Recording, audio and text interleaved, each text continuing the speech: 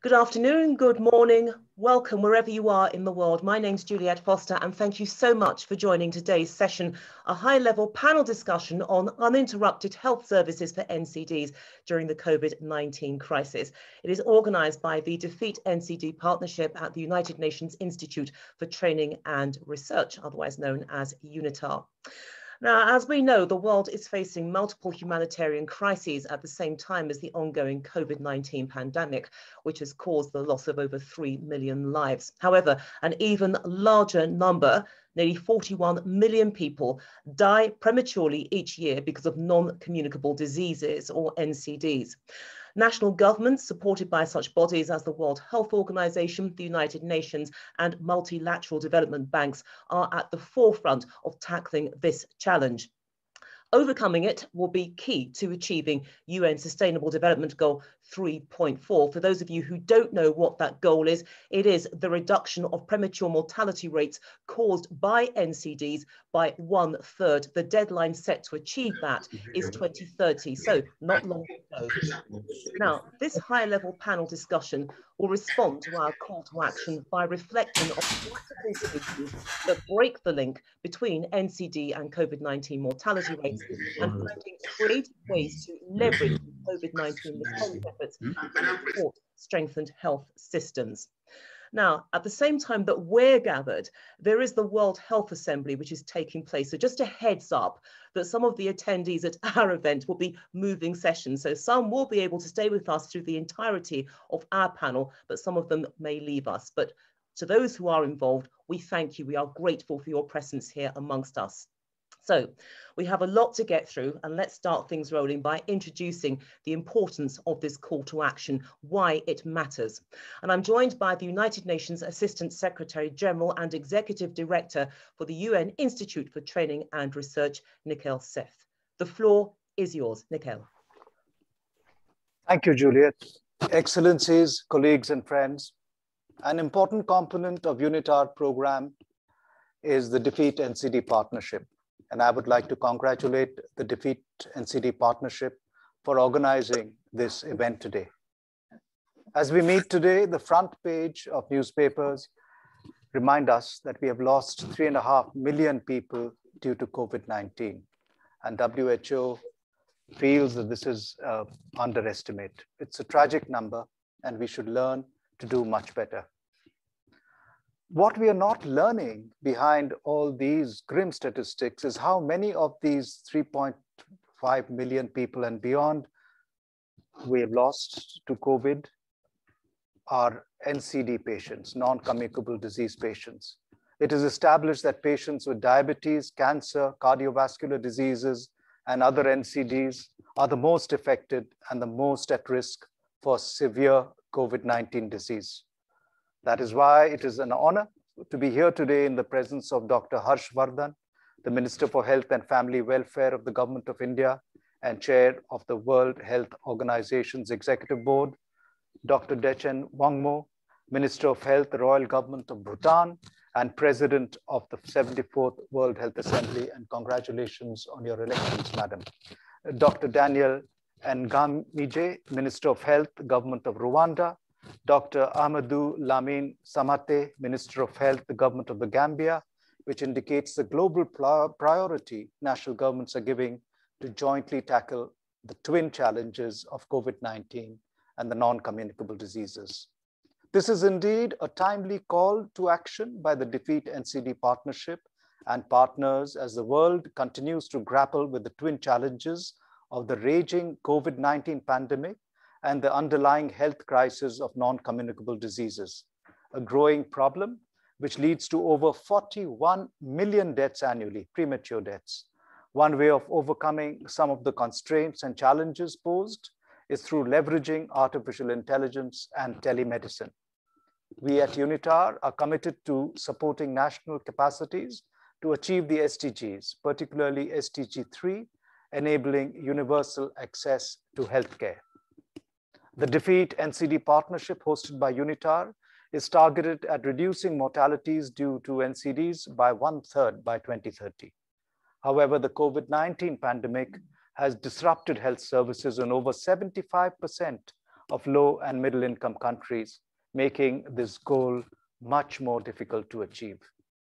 The Defeat NCD partnership at UNITAR has initiated capacity building initiatives in Myanmar, Rwanda, Gambia, and we are scaling up support in India, Ecuador, Bhutan, Nepal, and the Caribbean region to develop multi-sectoral action plans to reduce the impact of NCDs on society. We have also launched the Defeat NCD Marketplace to provide quality assured, fairly priced NCD drugs and diagnostics to lower and middle income countries to overcome the gaps between demand and supply. The presence today of Dr. Bandar Hajar, President, Islamic Development Bank Group, representatives of the Asian Development Bank, is heartening, as this indicates global commitment to finance the health infrastructure to meet the growing burden of NCDs and COVID-19. In addition to the participation of the Qatar Ministry of Health, represented by Dr. Mohammed Al Thani, showing Qatar's commitment to support our efforts to make the availability of quality, affordable medicines and supplies a reality for the most vulnerable. It was also great to see my friend, Dr. Navarro, one of the most persuasive and strong champion on health issues that I have met. The health sector has been historically underfunded, and within the health sector, NCDs have had extremely low in priorities. No wonder then that today 71% of global mortality is due to NCDs. The Defeat NCD partnership is partnering with leading private sector healthcare companies such as Viatris, which I am pleased to welcome today, multilateral banks, the International Finance Cooperation, Multinational Investment Guarantee Agency, and bilaterally with governments to develop innovative products such as social impact bonds to provide universal access to healthcare in LMICs. I hope that this high-powered call to action from some of the world's leading health ministries and multilateral banks will stimulate action in the global community and in national governments to step up screening for non-communicable diseases and continued uninterrupted healthcare to patients in need. Thank you, Juliet. Thank you, Nikhil Seth, for that introduction and also for outlining the challenge that lies ahead and the collective work which is happening at every level to make sure that we live in a safer world where health services are equitable for all. Now, I want to move on so that we can have an insight in some of the key research that has led to today's event. And it's at this point that I would like to invite to the floor Praveen Pardeshi. Now, he is the Programme Coordinator for Global Scale Up at the Defeat NCD Partnership. So, Praveen, the floor is all yours. Thank you, Juliet. And as our Assistant Secretary General mentioned, the elephant in the room is really the non-communicable diseases.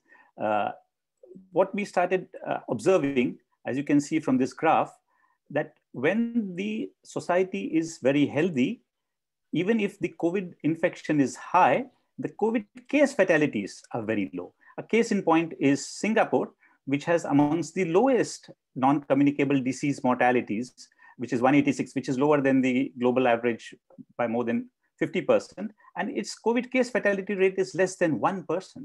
But as we move up the line of having more,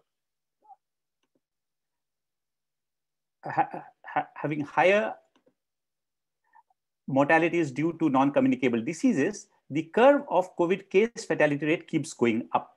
So we use this initial observation to do some serious number crunching. We joined with the Economist Intelligence Unit and Viatris, and what we found is an astonishing result. When we did number crunching across 150 countries, we found that every 10% reduction in the annual non-communicable disease mortality rate, that is, if the society becomes healthier by having less mortality due to non-communicable diseases, the COVID case fatality rate declines by 20%. Now, this was a very interesting observation. If we look at the current COVID case, the non-communicable disease burden, which is on an average 5 per 1,000, it leads to an average of 2.4% COVID case fatality rate. A country of 60 million will, with a 10% rate of infection, could have almost 144,000 deaths. So this is not a very healthy society. If we go further, and if we were to achieve the SDG of reducing by 1/3 the COVID, the non-communicable disease mortalities. So we reduce it by 1/3 from 5 to 3.75 per 1,000. We find that the decrease in mortalities due to COVID comes down from 144,000 to 108,000. And if we were to halve this rate, which is possible because countries like Singapore have already shown this, we find that the COVID case fatality rates will go down to 1.4 per 100, or just about 84,000. So simply looking at this data, it has huge implications for our programming, that to control COVID, we need to actually reduce the underlying disease burden due to non-communicable diseases. Now, this has an implication for our global programming. The World Economic Forum calculated that we need $371 billion per year to reach the universal access to health. But if this would take up to 2030 to reach if we spend $371 billion. But the world has committed already $10 trillion for achieving the for responding to COVID, which means that we had already spent 2.8 times more than what was needed. So this meant that if some of the resources of COVID could be re-engineered and could be applied in a synchronized manner, for example, the COVID vaccination track and trace services could be used to also detect for non-communicable diseases, then we could take on the challenge, the twin challenge of COVID and NCDs in a synergized manner. And that is exactly what the Defeat NCD is seeking to do in its program countries, where we say that the two battles are to be joined together. And basically, COVID is just an X-ray revealing the underlying non-communicable disease burden. Thank you. Thank you very much for that presentation, Praveen Pardeshi, which really was excellent and very powerful. And can I alert our audience to the fact that we're going to look at that research a little bit later on in the session with the other partners who are involved in this, the ATRIS and the Economist Intelligence Unit. But Praveen said that there are implications arising from that research, and we're going to look at those in a little bit more detail with our speaker, Dr. David Nabarro. So Dr. Nabarro, thank you so much for joining us. Now, let me tell you a little bit about him. He is the co-director of the Institute of Global Health Innovation at Imperial College London, and also strategic director of 4SD, and of course, special envoy of the WHO Director General on COVID-19. So we appreciate the fact that you have taken the time to be with us. Now, Dr. Nabarro, you have been at the forefront of global efforts to control the pandemic. And in this time, we have seen the world coming together to contain the pandemic and at the same time develop various treatments, notably the vaccine rollout program. But you and I are both aware that there are disparities, the fact that 85% of vaccinated people are in 12 countries. So that is pretty one-sided. So what are the main lessons and indeed guidance that should be applied to the NCD context, given that we're over a year into this pandemic? So what is it that we can learn from and indeed build on? Thanks very much indeed. Juliet, it's a meeting that I would not have missed for anything. It's so important. And it's a chance to really acknowledge the presence here of some really important and influential people. I would just like to greet all ministers, colleagues and friends, but particularly I'd like to give a special reach out to the chair of the WHO Executive Board and the chair of the Assembly, who are both here. Really fabulous to see you. And what am I personally seeing with COVID? I'll just tell you three things. One, it's not ended. It's still ferocious and it's got a long way to run. And we need to continue to get ourselves focused on the rest of the marathon. And I believe the worst part is yet to come. Second, the world could do much better on COVID. Somehow, as a world, we've not found it so easy to pull together like we did at the beginning of HIV and like we've done on so many other global issues. I think it's partly because COVID is quite deceitful. Many leaders have ended up thinking that somehow it's just a mild disease, a bit like flu. And that if we're strong, we can fight it off. And if as a nation we're strong, we can win. But I think what we've learned, Juliet, during the past year is that this apparently mild illness is actually very serious indeed. Long COVID affects about 1 in 20 of those who get the virus. And we haven't started to compute what the impact of this long-term reduction in people's capabilities is going to be.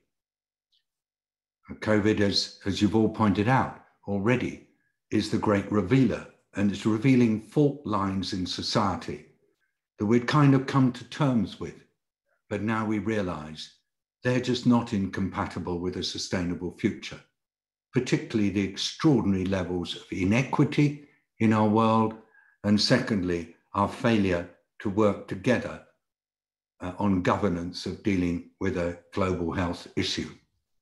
So we could do better.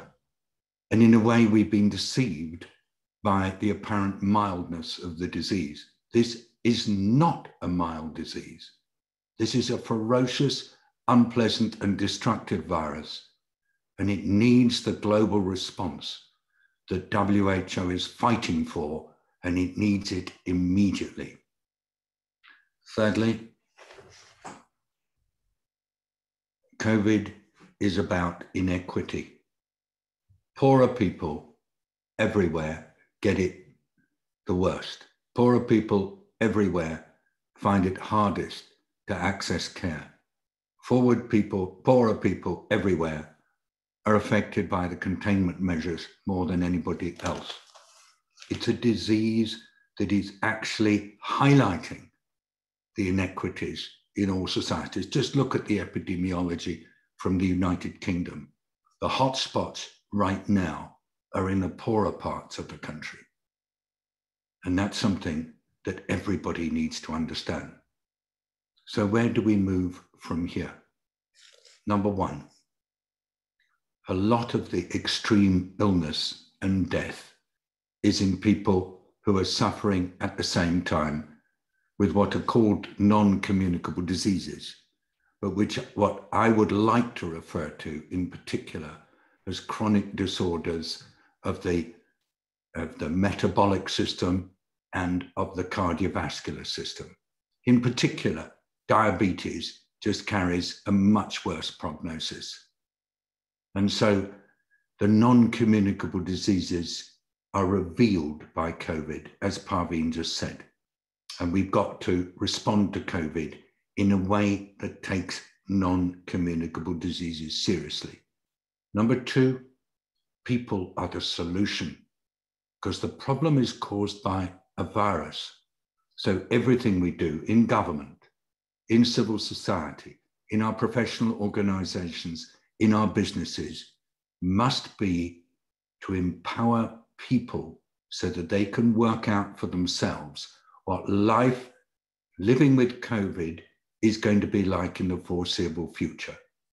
This is not going to be a COVID-0 world for a very long time. So instead, we have to live with the virus in a way that enables us all to hold it at bay. And number three, we won't, as a world, be able to vaccinate ourselves out of this pandemic in a hurry. Everybody who is at risk should be able to be vaccinated. That is key. But the use of vaccines as the primary means to stop the pandemic will mean that certain countries will hyper-vaccinate their populations because they see this as the best containment strategy. But that's not the way to use vaccines. Vaccines prevent death amongst the high-risk population, particularly those with NCDs. We should be prioritizing vaccines for those who are at risk of death. And the process of dealing with the pandemic should be built around basic infection disease procedures, a fully engaged population, a highly effective public health service that can detect people with the disease and isolate them before it's confirmed, and then the necessary contact tracing and quarantining process that stops clusters from developing into spikes, from developing into surges, and surges becoming explosive outbreaks. There's only one way to deal with this pandemic, and that's through the full involvement of the people and the widespread pursuit of public health measures. Reliance on vaccination to end the pandemic at this time is most unwise. In conclusion, people with non-communicable diseases are being singled out by COVID, and they are likely to get severely ill and to die. As a world, we can prevent this suffering and death through the proper use of the precious vaccines that have been developed as part of immunologically shielding those most at risk. As a world, we can deal with an issue like COVID through empowered people and widespread, well-developed, properly supported public health services, networked together by a well-equipped World Health Organization. But those public health services need to be led by governments that prioritize public health and that do not continue to see reductions in public health capacity and capacity to deal with major challenges like non-communicable diseases, and with the movement of monies into acute health services. Acute health services cannot provide public health care. In summary, get the public health right, focus on equity, protect those with non-communicable diseases, use vaccines fairly, and then we might be able to come through COVID without long-term major damage to the social, economic, and political fabric of our world. Thank you. Dr. Nabarro, thank you so much for that very powerful message. And also as well, thank you for dispelling some of the myths surrounding COVID-19, because they are there. And it has impacted the way that some people respond to this, indeed the way that some individuals treat it. But thank you so much for that powerful presentation and the very coherent message underscoring it. And I know that it has resonated with Dr. Harsh Vardhan. Now, let me tell you a little bit about him. He led a very successful career as a medical doctor and is currently the Health Minister of India. So thank you so much for being with us. He's also the current chair of the Executive Board of the World Health Organization. And Dr. Vardhan, we know that India is in the headlines. I don't really want to look at that. What I want to do is to broaden things out, because the country, along with many others, it's had incredible challenges. And we've also seen positives, which are very rarely referenced in the narrative, including having the largest vaccination program in the world and making huge strides in COVID-19 testing. The point that I'm getting at is that the Indian government has not lost sight of that connection between non-communicable diseases and COVID-19. So how would you characterize the challenges that India has faced, and what are the lessons that the rest of the world can learn from this?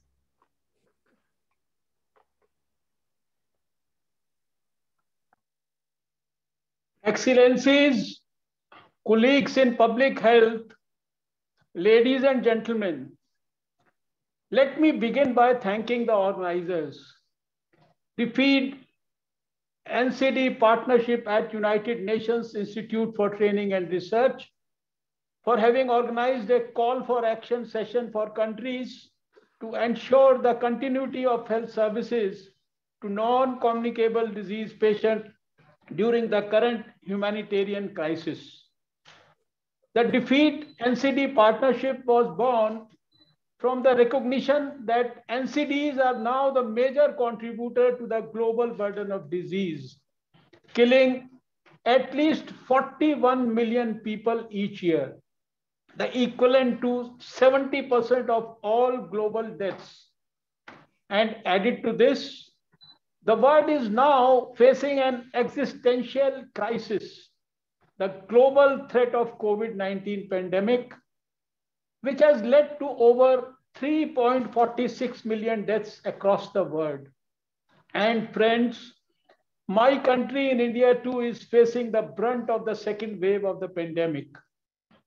The COVID-19 pandemic has had a major impact on the capacity of global health systems to continue the uninterrupted delivery of essential health services. While health systems around the world are being challenged by increasing demand for care of COVID-19 patients, the COVID-19 outbreak has placed unprecedented demands on our health system. Our health facilities and workforce are currently inundated by a plethora of activities related to controlling the pandemic. In doing so, essential health services which communities expect from the health system do get compromised.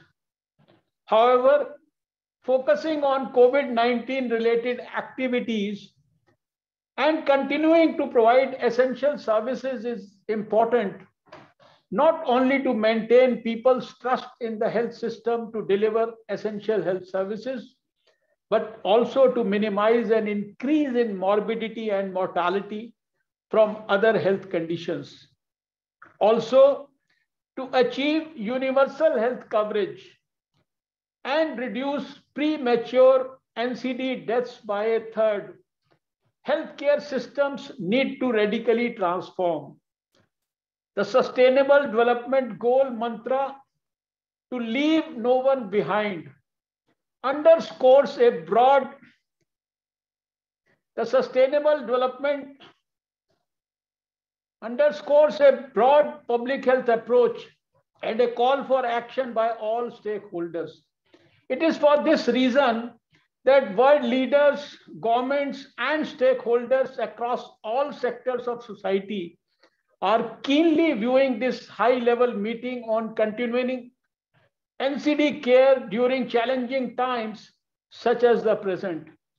In this very context, the meeting today represents a unique opportunity for all of us to come together and scale up action to prevent suffering and avoidable deaths from NCDs during the pandemic. Let me tell you a bit about what's happening on the India front. There is a silver lining as far as data on NCD is concerned. While 70% of global deaths are attributable to NCDs, in India, this figure is estimated to be lower, around 63%. We have been able to reduce premature NCD-related mortalities from 503 to 490 per 100,000 population from 2015 to 2019. I am happy to note that various investments by my government have led to these reduced figures. Primary care for NCDs is now being provided in 76,102 newly established health and wellness centers across the country.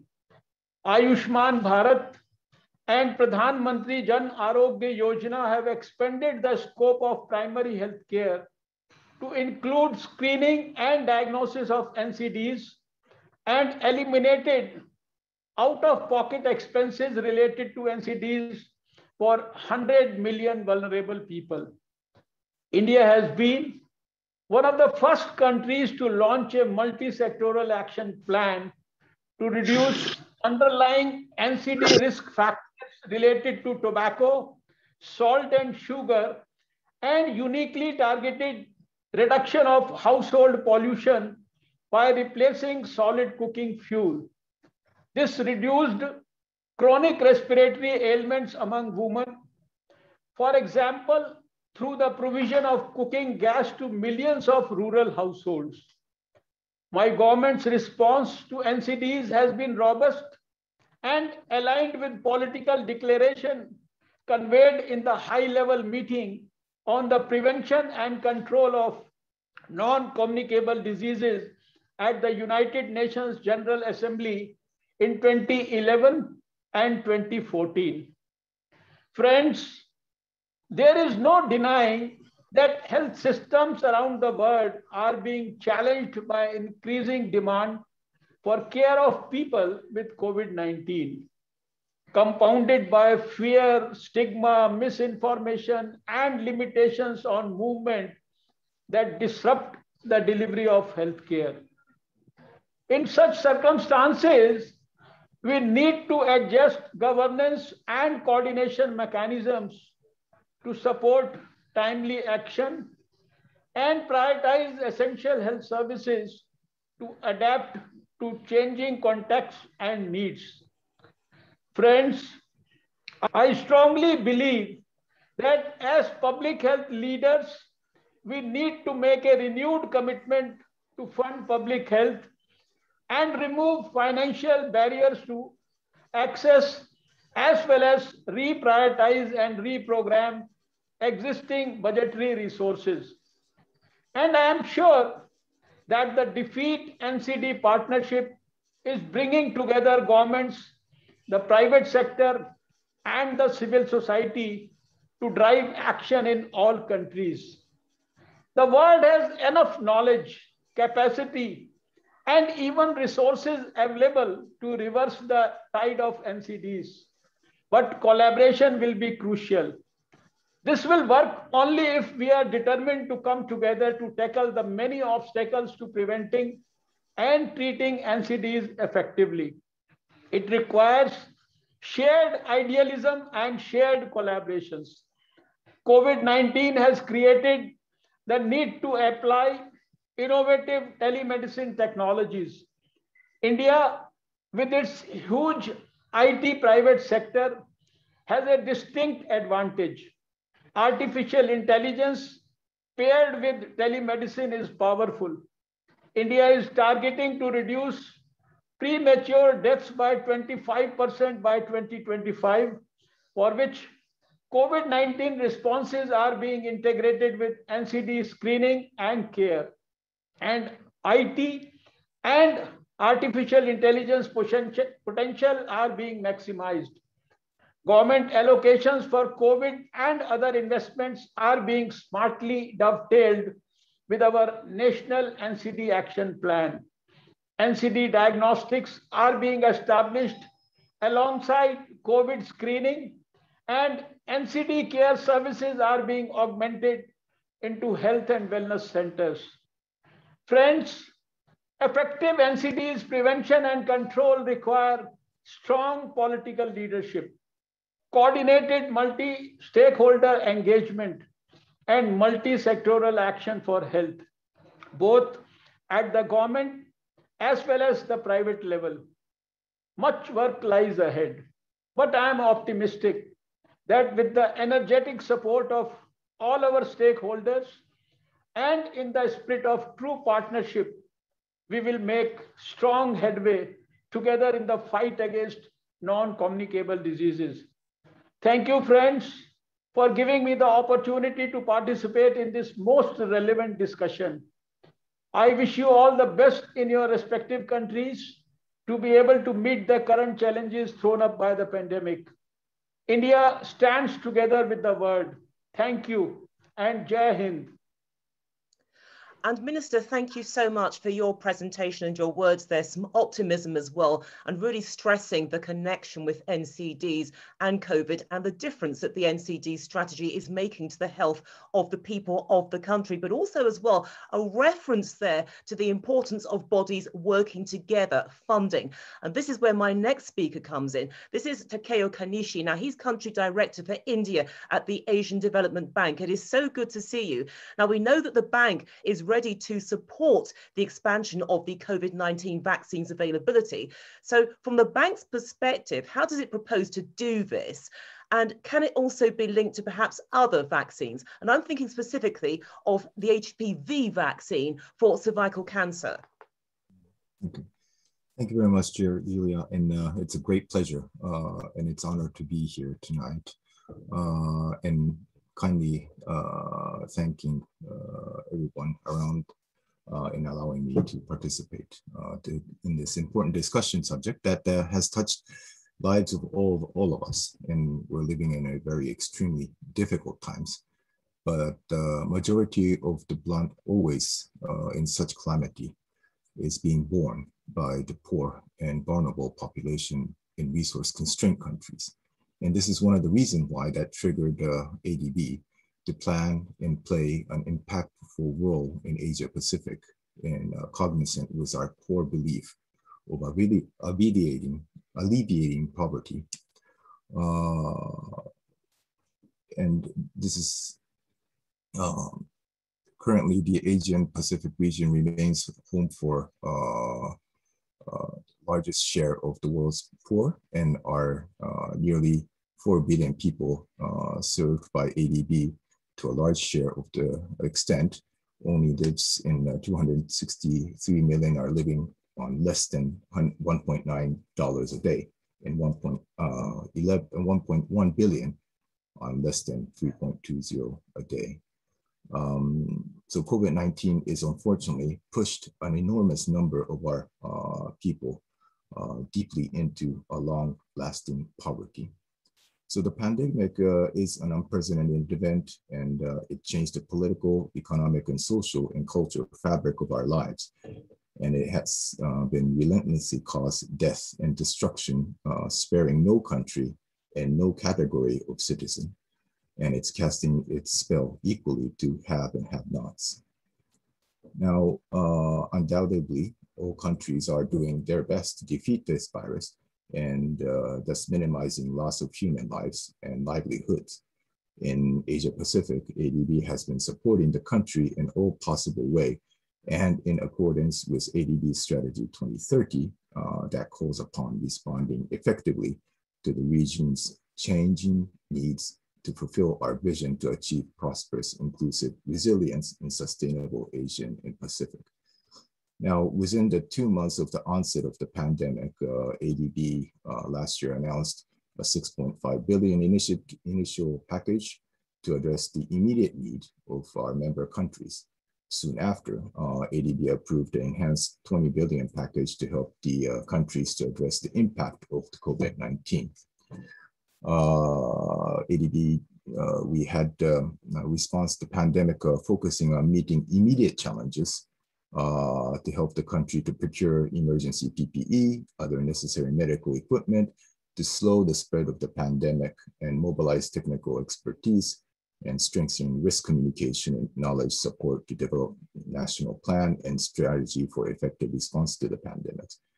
Now, the rapid response by ADB gave country additional fiscal space to formulate solutions for addressing the social and economic impact of the pandemic and design long-term measures needed to sustain, to focus on sustainable and green economic recovery. The country rightly initiated efforts to efficient medical services to save lives and strengthening their COVID-19 management infrastructure.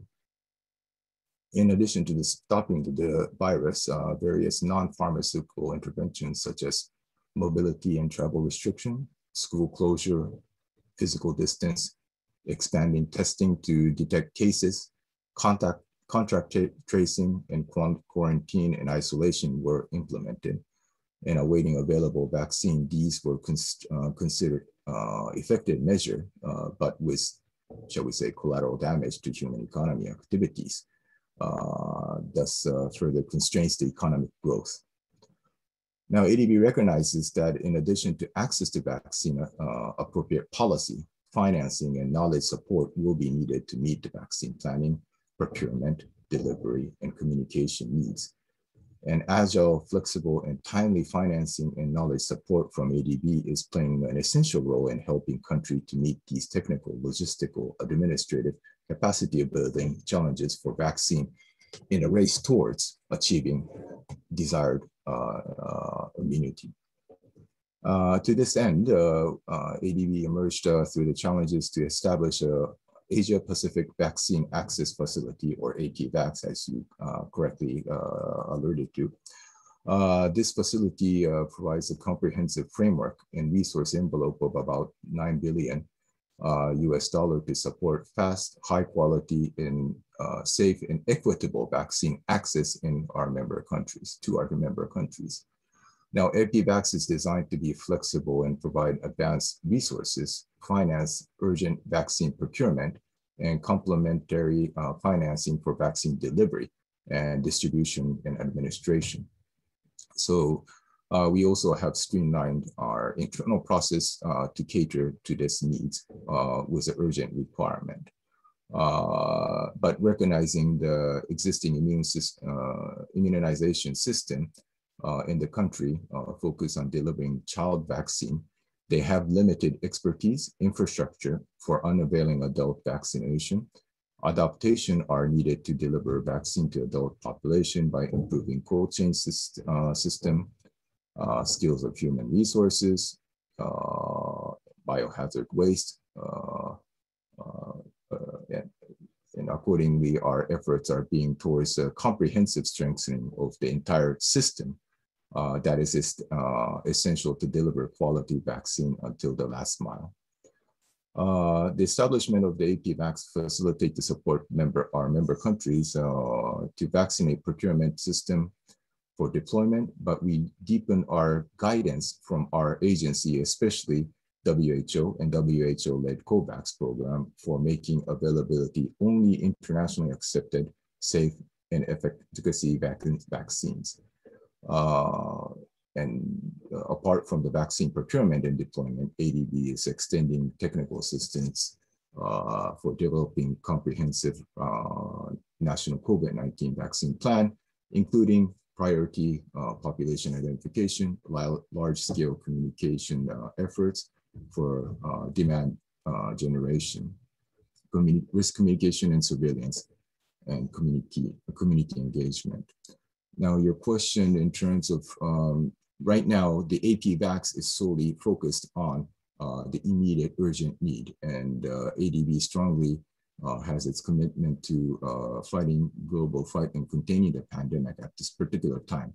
But however, our significant portion of, since the pandemic has arose last year, our portfolio, by requested by certain countries, have now started to shift it into more of the health system improvement. Can I jump in for one moment, Mr. Konishi, because you've given us a very comprehensive outline of what the bank is doing, and for that we're very, very grateful. I'm also conscious of the fact that there are other speakers and time is sadly running very, very tight.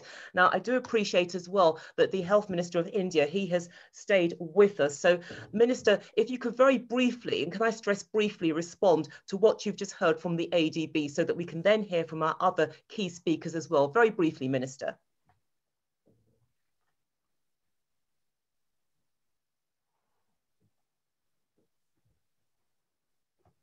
I think we have a few problems connecting. Are we connecting with the Health Minister for India, Dr. Harsh Vardhan? If you could give us a very brief response to what you've just heard from the Asian Development Bank and its strategy in dealing with COVID and NCDs. No, our strategy is very clear. You see, even at the grassroots level, as I had mentioned in my statement, that we are in the process of, through the Ayushman Bharat, we are in the process of creating 1.5 lakh health and wellness centers all over the country, and where the focus is on prevention, promotive health, and positive health. And there, in fact, millions of people have already been screened for the hypertension, diabetes, and the various cancers, and more particularly the breast cancer, the cervical cancer, and the oral the cancers. And we have found that this exercise has been very, very useful, and we are able to detect these non-communicable diseases at a very, very early stage. We have a network of at least 1 million ASHA workers spread all across the country, even at the grassroots level, even at the block level, and they have been trained adequately. There is a very robust monitoring mechanism for all these activities.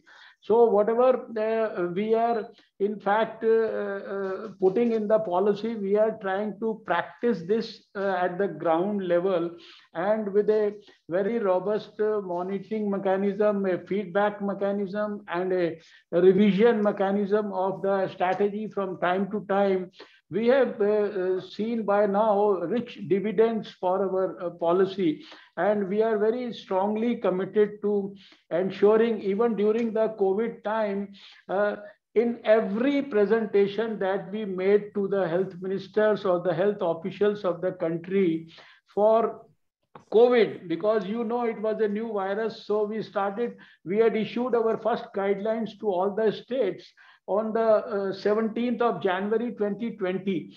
But after that, also in every meeting, every presentation of COVID was also simultaneously supplemented and followed by a presentation on how do we keep in touch with the care for the non-COVID patients. And in that, of course, all the NCDs were covered, tuberculosis was covered, the care of the pregnant woman was covered, care of the children was covered, the vaccinations, immunizations. So we have been practicing all this through COVID times also. And I think COVID has also taught us a lot of lessons, which of course will certainly in the long run help us in strengthening our healthcare facilities and systems. We have already devised a very robust plan for, in fact, strengthening and scaling up our infrastructure, not only the treatment part, but also the diagnostic part at the block level, with various types of laboratories, including the biosafety labs at multiple levels, the diagnostic labs at the block levels, and the emergency hospital facilities at the block level. So this is all being strengthened, learning from the COVID experience. So I fully endorse what has been said by our the dear person from ADB, and we can assure all relevant stakeholders and all those who are participating in this debate, and of course the Defeat NCD partnership, that India is thoroughly committed to realize what is your vision, and we will certainly implement whatever best is possible, and we will make sure that India can produce a model for the rest of the world, which can be emulated and which can be shown as an example. If a country of 1.35 billion people can ensure that it can do screening at a mass level, at the block level, for diagnosing diabetes early, for diagnosing hypertension early, and then, of course, preventing these cardiac illnesses and other illnesses, I think anyone else in the world can also do that. Okay, Minister, thank you so much for that, for also staying here to be with us, because I know that you've got to move to another meeting as well. So we thank you for your time and also for that optimistic vision for India and indeed the rest of the world. So we've been focusing on the Asia region. Let's broaden things out now, because this is where I can bring in Dr. Bandar Hajjar. Now, he is president of the Islamic Development Bank. And for those of you who don't know about the bank, let me tell you a little bit about it. It's headquartered in Jeddah, Saudi Arabia, and it's a AAA rated multilateral development bank that works to improve people's lives by promoting social and economic development in its 57 member countries and Muslim communities worldwide. So Dr. Hajjar, thank you so much for being here, for taking the time out to be with us. And from your perspective, how do you see the bank meeting the twin challenges of dealing with COVID-19 on the one hand, and also non-communicable diseases? Because as we've learned, they are not separate. They are both two entities in one. Thank you. Can you hear me? Yes, we can hear you. Thank you. Oh, Dr. Harjal, could you unmute yourself, please? Because if you can unmute your sound, we heard you a few moments ago. That's it. Please, thank you. Thank you. Distinguished guests, ladies and gentlemen, good afternoon, everyone. It is a great honor to address this high-level panel discussion on such a pressing topic. And I want to speak to you today on the partnership between the Islamic Development Bank, ISDB, and the International Atomic Energy Agency, IAEA, on breast and cervical cancer control in developing countries. Saving women's lives from cancer is something that I am firmly committed to do. And I hope to see more partnerships and outstanding achievements emerging from this joint endeavor with the support of the DFID NCD partnership.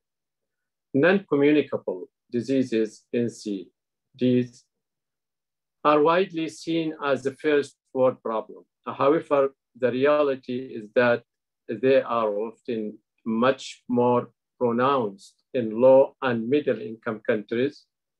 And according to the International Agency for Research on Cancer, more than 8.6 million women suffer worldwide, and many of them die from preventable and treatable cancer. So low and middle income countries, which make up most of our member countries, are among those that suffer most. Almost half of women with breast cancer in 17 of the ISDB IAEA member countries are projected to die from this disease. This is compared to less than a fourth, 22% of affected women in high-income countries. This difference is due to the vast discrepancy in availability of prevention, screening, early diagnosis, and treatment services. Distinguished guests, ladies and gentlemen, health is well established in ISDB Group vision. Since its inception, ISDB Group has approved the total financing of $7 billion for the health sector. Furthermore, since 2013, ISDB has approved $364 million in grants and loans for cancer control program in its member countries, Senegal, Uzbekistan, Niger, Kenya, Iran, Suriname, and Djibouti, to ensure uninterrupted health service for non-communicable diseases during COVID-19 crisis. ISDB Group has established in April 2021 an operational fund for saving women's lives with cancer. It aims to improve women's maternal and reproductive health in low and middle income countries by scaling up member states' capacities for effective, safe, and sustainable delivery of cancer control service. 4 key areas are identified under this initiative. 1, upgrading, establishing cancer care infrastructure. 2, early detection, screening, and diagnosis. 3, cancer treatment. And this pillar aims to save women's life directly and increase the capacity of existing health facilities and providers offering cancer care. 4, quality assurance. So it is a critical component as we need to ensure quality practices throughout the whole partnership to ensure we are helping women in the best way. The envisaged fund size is $500 million, with ISDB Group grant contribution $10 million, out of which ISFT has already committed $2 million. So it is open to partners worldwide. The underlying structure of the fund is based on the public-private philanthropic partnership for people, 5Ps model. It is blended of financing and grant from beneficiary countries, governments, or institutions, and third parties such as private sector, philanthropists, donor countries, and multilateral institutions. The fund will also explore how to synergize with existing fund and instrument Guarantee Agreement program and partners. The fund will be overseen by a governing board called Operational Fund Advisory Board, representing all donors and investors. The member countries invested to participate in the first phase of our partnership initiative are Albania, Azerbaijan, Bangladesh, Benin, Burkina Faso, Djibouti, Iraq, Cote d'Ivoire, Kyrgyzstan, Libya, Malaysia, Morocco, Niger, Sierra Leone, Senegal, Tajikistan, and Uzbekistan. This could be extended to other member countries that will come up with bankable projects. Distinguished guests, ladies and gentlemen, developing new partnership and strengthening the existing one is a priority to the ISTP over the next 5 years. On 26th of April, 2020, ISTP, the United Nations Institutions for Training and Research, UNTA, and DFID NCD signed an agreement to enhance national capacity and scale up community-level action to screen, detect, improve care for NCD patients, support diagnosis, and provide medical device to low-resource ISTP member countries through 5Ps model to de-risk investment and fund associated projects. The 5P will enable competitive advantage, higher quality and efficiency. Significantly, they reduced the burden of the state budget to complete investment-intensive development and infrastructure project, optimizing the distribution of risk among the two sectors. Also, to address the challenges related to limited lack of access to appropriate, affordable diagnosis required to manage infections and non-communicable diseases. ISTP through STI department mobilized several global key health partners operating in the field of diagnostic and healthcare technology delivery, including General Electricity, WHO, FINPAD, to immediately respond to the shortages of essential healthcare supplies and strengthen local production capacity of medical healthcare product and significant initiative implemented with Helter Associated LLC is strengthening the national laboratory system for priority medical testing within the 57 member countries. The solutions aim to develop roadmap to sustainable supply for select countries and priority diseases, considering how the 5Ps could be developed to ensure consistent, affordable, and available assured, consistent, affordable availability of testing capability. Distinguished guests, I take this opportunity to announce that we will organize a pledging event to marshal more resources toward this noble cause. Let me conclude by saying that by joining forces, we could provide a concrete platform that deliver tangible results to comprehensively address cancer prevention, screening, diagnostic, and treatment services for women in our common member countries. This will contribute to saving over 1 million women's lives from breast cancer and 3.7 million women's lives from cervical cancer over the next decade. Thank you. Assalamu alaikum wa rahmatullahi wa barakatuh. And Dr. Hadjar, thank you so much for that presentation and the excellent work that you are doing and the goals which you have set. I'm sure you will reach them and we wish you the best of luck in that.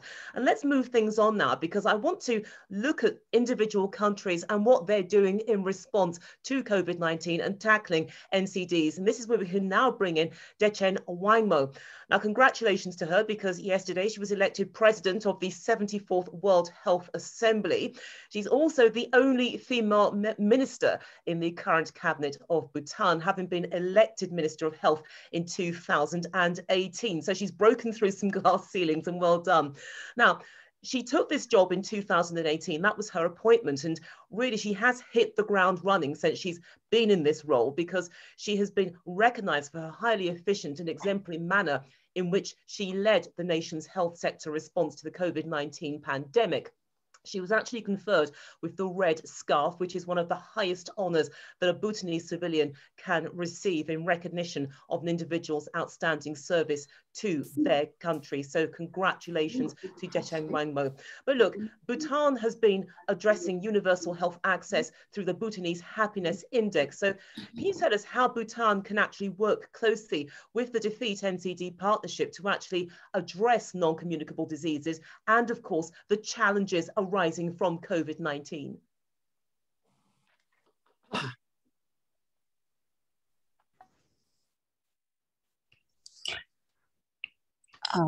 Thank you, Ms. Foster, for that introduction.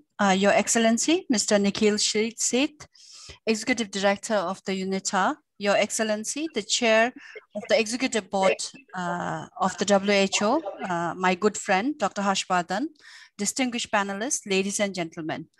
I think when we look at, before we talk about happiness, I think there are ample data and science that highlights the urgency to enable and empower government and people to address the growing threat of NCD.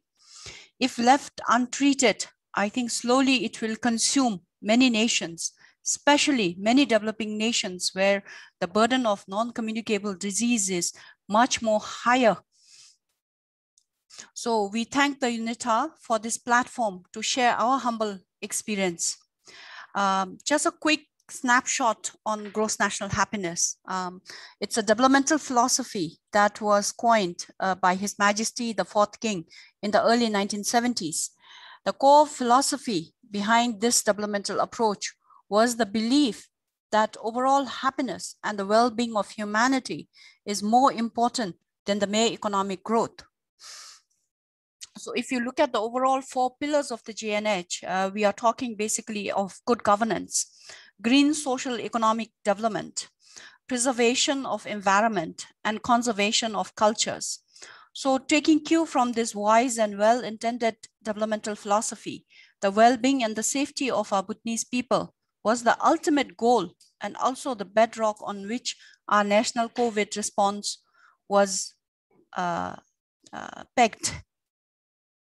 Throughout our journey, we were all guided by the wisdom of our beloved King. And I quote, "We must exhibit the strength that comes out of our smallness, remain united and support one another. During such exceptional circumstances, the government will take the responsibility of alleviating any suffering to the people due to this virus." So this basically provided the framework for the overall response of the COVID-19 in my country.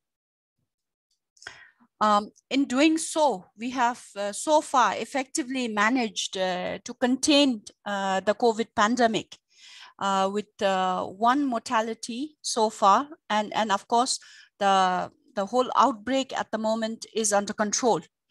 But at the same time, we realize as a small nation where universal healthcare is a reality in Bhutan, where health services are free, protected by the Constitution, we realize that we must provide not only health services related to COVID-19, but also our essential health services, which are equally important. So within a very short period of time, the Ministry of Health line listed every single elderly people, every single Bhutanese with comorbidities, every pregnant mother, every child that requires immunization in 3 months.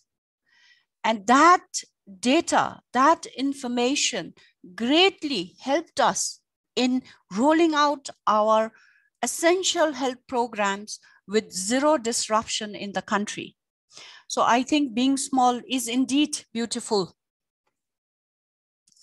Of course, then at the same time, I'm happy to see that the gentleman from ADB who also raised this concern on cervical cancer. And that was a cause that is very, of course, I'm extremely passionate about. And I remember Bhutan tabling the agenda on elimination of cervical cancer 2 years ago as a global agenda. And in 2020, Ministry of Health took upon ourselves to roll out a strategic plan to eliminate cervical cancer. And that so happened that we were the first country in the region to roll out HPV vaccination for boys above the age of 12 years. And we did that amidst the COVID pandemic. And I'm happy to inform that we have achieved almost 96% coverage of HPV vaccination, both for boys and for girls. It was a school-based program. So we hope that, that Bhutan will be ahead of many countries in the region in terms of achieving the elimination of cervical cancer target. And of course, similarly, cancer is something that having a universal healthcare package where we refer most of our cancer patients at the moment to India for treatment. We also realize that economically, it's a very expensive affair. So then we focused on launching our cancer flagship, primarily focusing on 3 cancers that are most prevalent in the country: stomach cancer, breast cancer, and the cancer of the cervix. So there is an exclusive flagship program that is looking at cancer prevention, early detection, timely treatment, and palliative services for terminal cancer. So this is a holistic approach to cancer management in the country. So we have launched the flagship a few months ago, and we are very, very optimistic that when we take this holistic approach to controlling cancer, this will eventually result in lower mortality, in improving the quality of life for people living with terminal diseases, and also really raise the bar on advocacy on cancer prevention. But NCD, of course, we all know, most of us who are on this panel list know that we just can't tackle the disease. We need a very strong governance. We need a very sound policy. And we need the health infrastructure and the health resources, which many countries like myself, our country, are highly challenged. So we hope that going forward, partners will come together to invest in NCD, because I think if left unattended, I think this is a public health threat that will consume the world. So once again, I would like to thank UNITAR for this platform, and we are extremely grateful for sharing our humble, small experiences. Thank you very much. Thank you very much, Dr. Rangbo. And please, even though the country is small, it is really punching very, very hard above its weight. And I think that there are examples there that the rest of the world can follow. So thank you so much. And again, congratulations on your conferment. Now, let's move on to another of our guests to really explain what their approach is to NCDs and COVID-19. I want to bring in Dr. Mohammed bin Hamad Al Thani. Now, he's Director of the Public Health Department, Ministry of Public Health for Qatar, and also Associate Professor of Clinical Healthcare Policy and Research at Weill Cornell Medical College and Qatar University. So it's an absolute pleasure to see you. And we know that Qatar supports international cooperation via the OECD, the Organization for Economic Cooperation and Development. What we've also learned, of course, from bitter experience is that COVID-19 knows zero boundaries. So given those realities, how does Qatar propose to support global efforts to meet the twin challenges from COVID-19 and NCDs? Yes. Thank you, Juliet. Thank you for this. I would like to welcome all our colleagues and their excellencies for this meeting. Thank you for inviting Qatar for this, as this is a very important thing for Qatar, NCDs, as it's one of the main challenges in Qatar that we are tackling in the last few years. And it seems very well important, as Dr. Nobara mentioned, about this challenge is very important and related. Around 70 to 80% of our deaths was related to NCDs in Qatar. Although we are focusing on NCDs in the last years, which help us to lower these deaths, but it seems that the disease has been very hurting people who are with NCDs. And the infrastructure, as mentioned, the Excellency Minister of Bhutan has very clearly infrastructure is testing every country for COVID and NCDs at the same time. As you know, Qatar has been in the global scene, supporting 78 countries, as we believe in Qatar that we are part of the world and solidarity is very important. And Qatar has been an active participant in the OECD Development Assistance Committee and has been supporting international COVID-19 in many countries in the region and outside the region. We are supporting the expansion of infrastructure screening of COVID-19, as well as ensuring the special hospitals has been able to provide high quality. In Qatar, we dedicate a full, biggest ICU in the region, maybe in one place to dedicate it for COVID. And we are assuring to have a special care for identifying the people with chronic disease, especially diabetes and hypertension, that proven in Qatar that diabetes and hypertension were the highest to die, especially when they have double comorbidity. The support of this Qatar and institution has non-governmental institutions have been upward to around $88 million since the onset of COVID-19 for supporting around 8. Hello, Juliet, I can't speak. When should I speak? Do you hear me? Yes, we can. Excellently. Please continue. Please do continue. So yes, as you can see here, that institutions are aligned with the World Health Organization, Gavi, UNICEF, UNHCR, and the United Refugee Agency. The importance of Qatar has been investing a lot in NCDs because it's a real challenge in Qatar in the last years. And we opened a dedicated center for that, which help us to control the disease in Qatar and lower obesity that was very high in Qatar. And at the same time, we are having like screening for cancer and heart cardiovascular as a routine for people periodically. Even the high engagement with the Defeat NCD partnership and Qatar has been very valuable with this journey in the earliest day of this joint.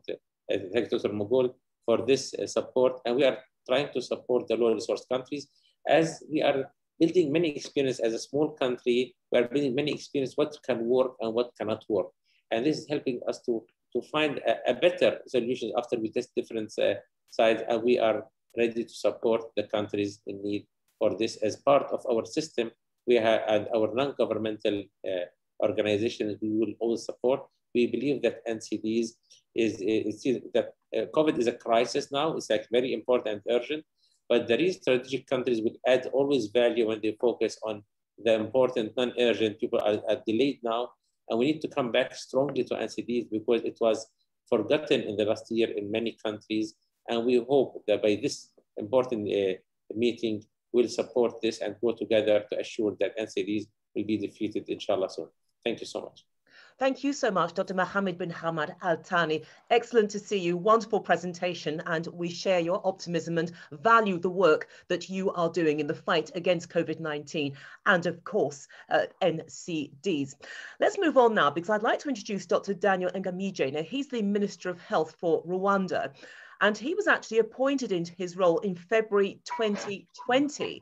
So this was an appointment which was happening at a critical time, given that we had the COVID-19 pandemic and also something else which is taking place, because under his leadership, Rwanda has completed its national strategy and costed action plan for the prevention and control of NCDs. Now, it covers a period from 2020 to 2025, and with the support of the Defeat NCD Partnership and others involved in this relationship, the plan is estimated to reach 4.8 to 5 million people who will be living with NCD within the next 5 years. So, Dr. Ngamije, a big job on your hands, but you know what I'd love to find out is how this new strategy responded to the pressures on the health system by COVID-19 and how you're able to continue delivering NCD services against the backdrop of the pandemic and the challenges that it yields. Thank you, Juliet. It's true that COVID pandemic has made NCD service delivery quite challenging for Rwanda and other different countries. The government of Rwanda did its best to avoid disruption of routine services, especially those related to screening, diagnosis, treatment, and palliative care for people with NCDs. The response to make sure that we keep NCD services available was articulated on different aspects that I want to share with you. The first one was that we make sure that decentralized health services are there from hospitals, but also especially we went up to community health workers, because these are our first frontline people who are in the community and they are able to be closer to the population. You remember that with COVID-19, we had 2 lockdown and with restriction of movement. So we need to manage these services, especially in this context. So the centralization of health services by including other layers like health posts and community health workers was really very critical to make sure that services are still closer to the population. The second strategy we used was to use technology, especially by using like teleconsultation. We had possibility of giving to the population some numbers of phone they can call to express their symptoms and being oriented how to be treated and where to get drugs in their community. And especially also in terms of technology, we use drones to pick blood and to make sure that blood is still delivered to remote health facilities during lockdown. And we use drones to bring medical cancer drugs to remote health facilities to avoid disruption or stock out, to avoid stock out of this kind of drugs in those health facilities. Another strategy we used to make sure that we keep delivering services was a proactive supply chain. Normally, the way we work, health facilities are addressing their request of drugs to the nearest district pharmacy. But with restriction of movement, we did the business in another way. We went for a pushing supply approach after assessing the stock level of drugs in different health facilities using data in our systems. We have what we call logistic management information system for commodities. So we could see where there is a need of supplying commodities in a proactive way, rather than waiting that they submit their requests as used to be before the pandemic. So it helped to avoid stock out in those health facilities. Another strategy we used was really to be more flexible with our community health insurance. Normally we have this community health insurance, and people who are coming to health facilities, they need to do a co-payment of the invoice to avoid misuse of services. But we knew that during COVID, casual workers, they were without resources. So they could not be able to afford to make the co-payment. So purposely, the government agreed for those vulnerable people who were no longer working because of interruption of services in different sectors, they could be treated without making the co-payment, at least so that anyone who has any NCD can come to their facility, showing his card as a member of community health insurance and being treated without the co-payment like it used to be recommended in normal circumstances.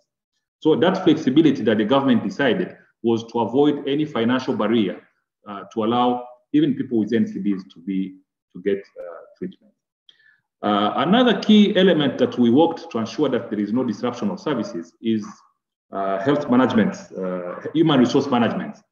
You see, one of the consequences of COVID was that it brings new package of services in health facilities. You need to have some staff dedicated to detection, contact tracing, testing, isolation, and treatment. And you need to get them from the health facility.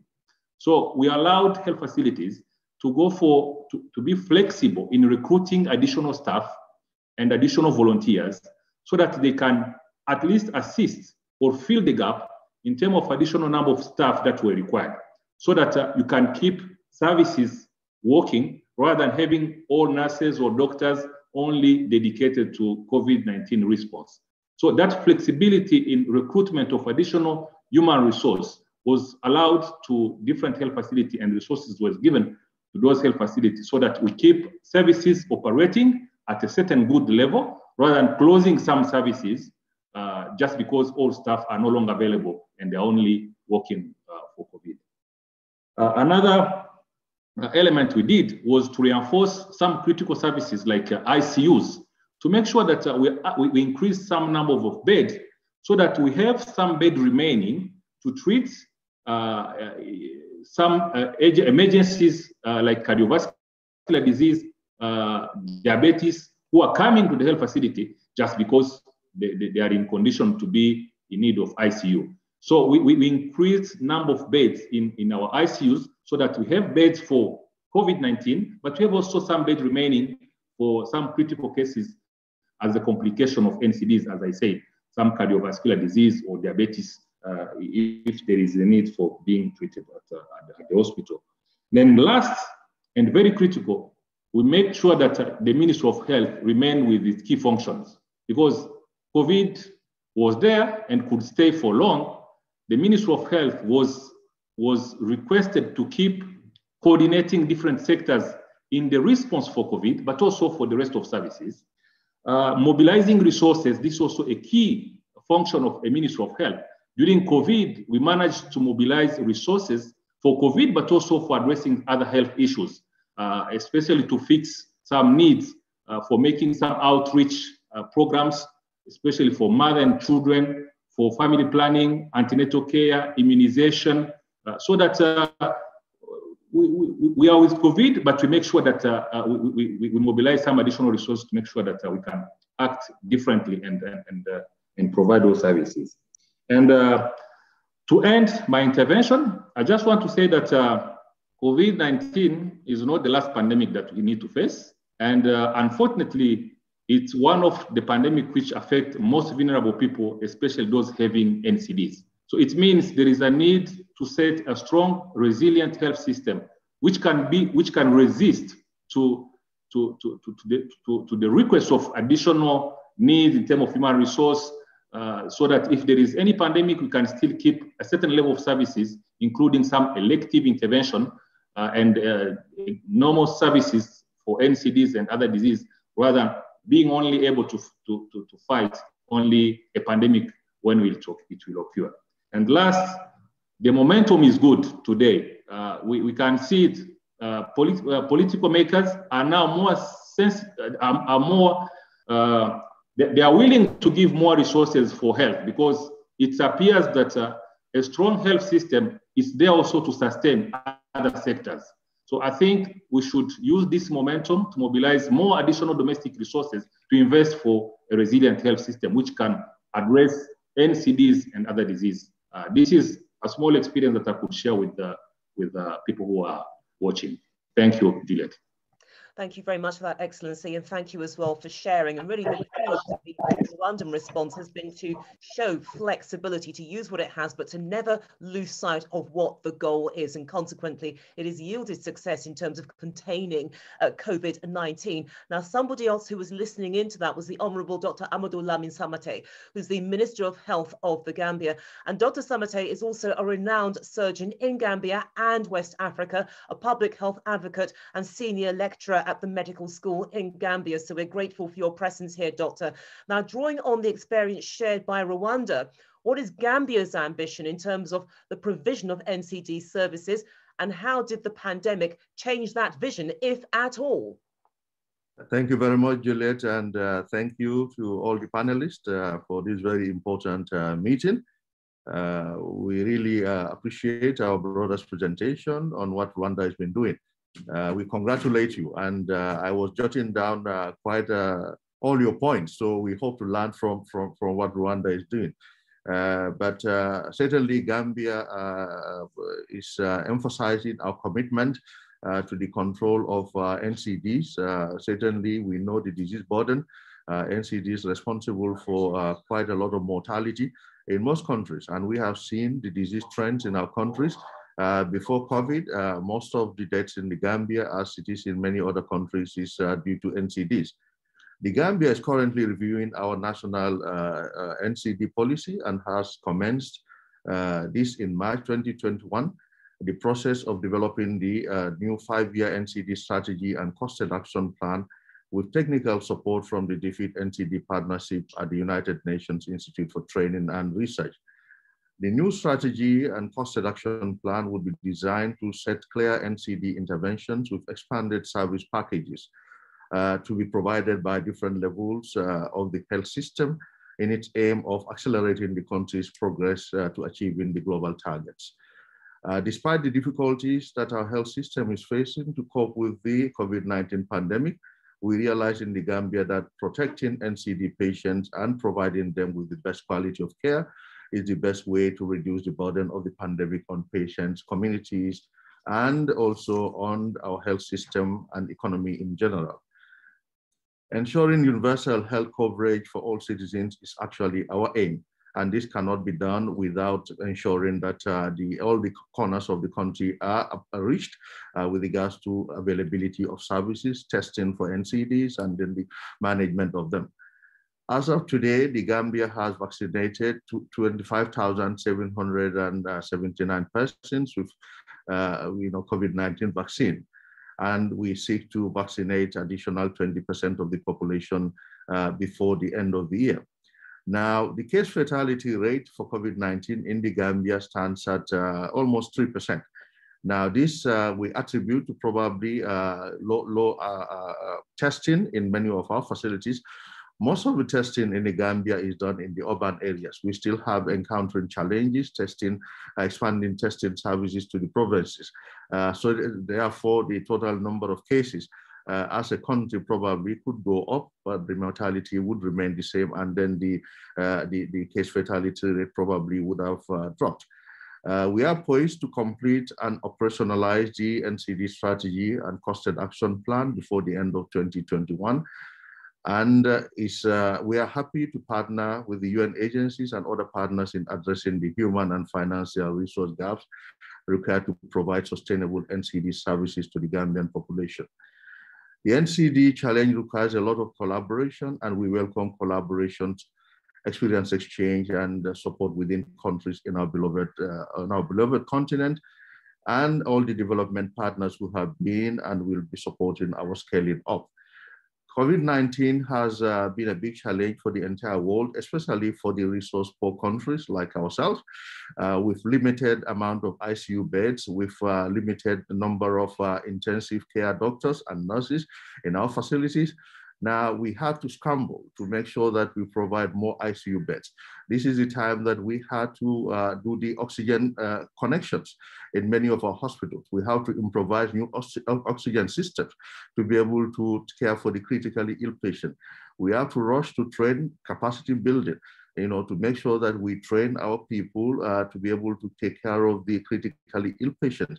And now, of course, we also realize that the presence of NCDs was in the outcome of COVID-19.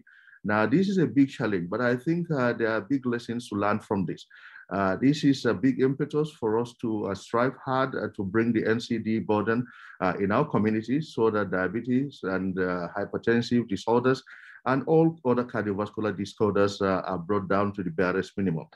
Therefore, it is very, very essential, and learning from the experience of Rwanda and other countries, to have an early diagnosis of NCDs in our communities. The control system, the control mechanisms have to be strengthened. The advocacy is very, very important, so that people, healthy lifestyles, so that we have a community that is healthy, just in case any pandemic comes on again. Because considering the high level of travel in modern days, people moving within 24 hours to all corners of the world, any infectious disease has the tendency to reach the entire world within a very short period. And with people being predisposed to these infections and to development of severe forms of the disease, therefore we need to tackle the NCDs, especially diabetes and cardiovascular diseases, very, very seriously. One challenge I want to share with the panelists is that we had an interesting challenge in the sense that at the peak of the pandemic, when we have a lot of cases and a number of mortalities, people were scared to go to the hospitals for their medications. So we are happy to pick up from the Rwandan experience so that medications will rather meet the people in their homes. So I think that is a big lesson, because people really thought two things: that the hospitals themselves were a possible source of COVID-19 infection for them. So they would rather not go to the hospitals. The second one was that the second one was actually that the COVID-19 diagnosis probably would be made to them, on them rather, when they get to the hospital. So the stigma associated with COVID-19 also kept them from going to the hospital, with the fear that by getting to the hospital, they might get diagnosed with COVID-19. I'll take a break for now, but I thank all the panelists for all your insight and all your wonderful contributions. Thank you very much. Thank you very much, Dr. Ahmadou Lamine Samate. Please forgive me for the slight error there on the pronunciation of your name, but thank you for really taking us through the Gambian experience and seeing that cross-fertilization between what is happening with your country and also with Rwanda. So thank you. And also as well, I want to refer back to the very beginning of the first presentation that we actually had, in fact, where you had the statistics beautifully explained and really the bedrock to them. That study carried out with, amongst others, the Economist Intelligence Unit. But again, another important player in this was Viatris. And I now want to introduce Manasi Tadasi, because he's the president of emerging markets at Viatris. And we know that the Economist Intelligence Unit, the Defeat NCD Partnership, and Viatris, they collaborated together to collate global data to examine that connection between COVID-19 and NCD mortality. So Manasi, given that, can you throw some light on that COVID-19 research, the results, and what it means for a company like yours? Thank you very much for the question, Juliet. Before addressing your question, though, I want to go back to the opening and really build upon Dr. Nabaro's opening and some of the comments that I've seen in the chat box. For me, there are two critical takeaways. It is absolutely undeniable that NCDs and COVID-related mortalities are linked. So I hope everybody's gotten that sense, and excellent panelists that have spoken to that. The second point that is important for us to take note, NCD is a marker of socioeconomic development.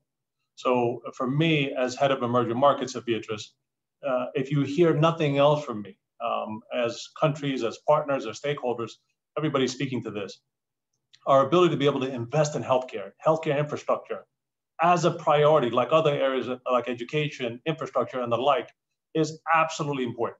If not, we're exposed, and we've seen that, and we'll be exposed as we go forth. Again, a special sort of emphasis to the low middle income countries, which I'm responsible for. But Juliet, now getting back to your question, I'm glad to share my thoughts about the data that's been presented by the Defeat NCD Alliance, which is a joint study with the Economist Intelligence Unit, which we obviously sponsor.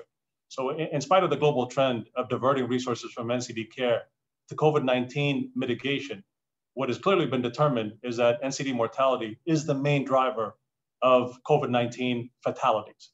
In August of last year, a study was published in Lancet Journal, which estimated that approximately a fifth of the global population has at least one of these underlying conditions, which puts them at increased risk of severe consequences if the person is infected with the coronavirus. In fact, what we've seen now with NCDs is if you have diabetes, cardiovascular disease, chronic respiratory disease, cancer, and other NCDs, you're estimated to contribute 60 to 90%. I'll say that one more time, because this is an enormous number, 60 to 90% of COVID-19 deaths. The bad news doesn't end for survivors as well. Various studies have found that COVID-19 has exacerbated the progression of pre-existing NCDs and has caused even new NCDs, more complex ones, in previously healthy COVID patients around the world. So as we look into policy decisions that have influenced the turnout of this pandemic, we really have to focus on robust health systems, tackling NCDs to be able to make sure that we have greater capacity in reducing the impact of COVID-19 or other pandemics and reducing the fatality rates considerably. As a whole, this was also mentioned a little earlier, the global community has committed over $10 trillion to the COVID response. Ironically, the world would have reached its UN Sustainable Development Goal of reducing NCD mortality by a third by 2030, just with this money. So look, the link between NCD mortality and COVID-19 is absolutely undeniable. I hope that's crystal clear at this point. Every step that we take to invest, to be able to push policy towards NCD care, is really a push towards COVID care and population health as a whole. The statistics are well known by myself and my colleagues at Beatrice, but for the folks on this conference as well. 85% of all NCD deaths take place in emerging markets, which is a region I oversee, 125 countries plus. So from a Beatrice perspective, our scientists, medical professionals, regulatory experts are hard at work trying to reach vulnerable communities and to be able to access a vital healthcare. And this is work that has paid off. Beatrice is among the leading healthcare organizations the citizens look to be able to find therapeutic solutions to treat NCDs and, for that matter, other ailments. On a side note, Juliet, since it was mentioned, the HIV concern that was raised a bit earlier, as the world galvanized to be able to address this enormous challenge, I'm happy to tell you that Beatrice played an important role in being able to respond to that challenge and continues to play an important role as we go forth. Our approach has been to deliver healthcare through three particular pillars: access, leadership, and partnership. And we hope that the findings of this research will spur healthcare professionals, partners, NGOs, governments to really be able to join us in undertaking to provide sustained and widespread access to effective treatments and prevention of NCDs. Shortage of medicine, diagnostics, technologies are amongst the leading causes for the delay, reduction, or cancellation of NCD treatments during the pandemic, and this was well spoken to. So we must work together to be able to get after sought after products and treatments to quickly and efficiently provide access to those in need. The research has obviously highlighted the importance of looking beyond immediate requirements to address potential future NCD issues in a holistic approach, and to be able to motivate industry to chart innovative paths like those that have been crafted through the Emerging Markets NCD think tank, which is dedicated to improving local NCD outcomes and co-designing approaches to really find solutions. And in many cases, we talk about beyond the pill solutions. So lastly, we hope that these findings by the Defeat NCD Partnership and the EIU will soon be published, and events like this will help foster more meaningful partnerships to be able to reach developing countries which are struggling with vulnerable healthcare needs. So this is why Beatrice has signed this memorandum of understanding with UNITAR for the Defeat NCD Partnership, an agreement that ensures our commitment to achieving the UN Sustainable Development Goal of reducing mortality by a third by 2030, enabling all low resource countries to be able to scale up action against NCDs. This partnership enables us to be able to collaborate more closely on initiatives that will help people live healthier lives so their societies and nations can prosper in all ways. This pandemic has shown the heights which we can achieve when we work together to be able to address urgent threats to global health. With this research finding, we aim, and I personally aim, to be able to achieve similar heights against the fight of NCDs. This is one that requires innovation, but specifically also action across the board, from healthcare leaders to policymakers to all of us as stakeholders in this important fight. So thank you very much, Juliet, and for all the distinguished speakers, extremely helpful and very knowledgeable. Manasi, we thank you very much for explaining that research and obviously the objectives coming out of that. We wish you the best of luck in fulfilling those. Now, there are a couple of other presentations left, so please do bear with us. I know that we have slightly overrun time, but don't worry, because so much has been discussed and there is so much that you, our audience, have responded to, and we really appreciate that. Let's stay with that research that Manasi Dudasi was discussing a few moments ago, because I want to bring in Chrissy Bishop. Now, she is an associate in the Health Policy and Clinical Evidence team at the Economist Intelligence Unit. Chrissy, thank you so much for being with us. And can you briefly tell us about the methodology which was employed in this research? Because the results themselves were quite astounding. Yeah, sure. Thank you very much, Juliet, and thanks everyone for the really inspiring presentations so far. It's such an honor to be able to listen in. And yes, this research, I know When you think about the relationship between NCD mortality and COVID-19 fatality, there's so many factors that influence that relationship. And I've been watching the chat as people have been putting in some of those factors, such as socioeconomic status and excess deaths. So what we wanted to do was make sure we chose a modelling approach that was robust enough to account for all those factors in order to get a reliable estimate of COVID-19 fatality. And we used several different methods. One was a visual mapping exercise where we looked at every single possible confounder, which largely linked or grouped around demographic factors, COVID-19 response, including testing, population density, and even some climatic factors such as air pollution. And then we explored several other adjustment of factors using a machine learning algorithm. So surprisingly, no matter which adjustment factor we used, the results were fairly stable once we'd accounted for these confounders. Interestingly, when we didn't adjust for these confounders and we simply plotted NCD mortality against COVID-19 fatality, we saw an inverse correlation, which is confusing. But after the adjustment, the opposite was the case, as Praveen mentioned earlier, where you have a 10% decrease in NCD mortality could have resulted in a 20% decrease in COVID-19 fatality. So in a nutshell, that is it, Juliet. Chrissy, thank you very much. It was very, very comprehensive, and it really contextualizes everything that we have heard and the importance of focusing on NCDs, not just in fighting this pandemic, but tragically future pandemics. They may not happen in our lifetime, but they will be there in somebody's lifetime. Let's move on now, because I want to bring in Dr. Bente Mikkelsen. Dr. Mikkelsen is Director, Non-Communicable Diseases in the Division of UHC, Communicable and Non-Communicable Diseases at the World Health Organization. And as we've been hearing, the pandemic has had an extraordinary impact across the world. It's affected the global supply chain and also NCD supplies themselves. But it's also had a trickle-down effect on healthcare systems in terms of their ability to provide NCD services to the population. We've also heard panelists as well referencing the Defeat NCD marketplace.